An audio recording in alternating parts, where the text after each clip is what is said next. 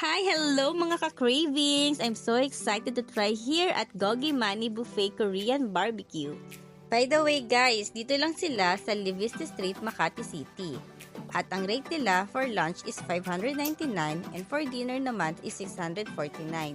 At open sila ng 24 hours. Pagpasok mo pa lang, may kita nyo na ang malinis at malaki nilang space. Perfect for family, barkada, o for couple man yan. Meron silang unlimited bulgogi hotpot and ramyun. Guys, ito ang mga meat nila.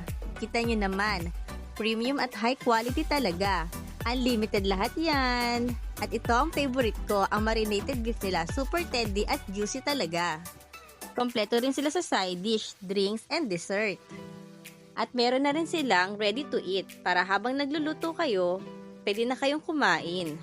Hey guys, sobrang sulit dito. Unlimited fried chicken, unlimited shrimp, unlimited side dishes, lahat yan. At ang kanilang fresh na lettuce.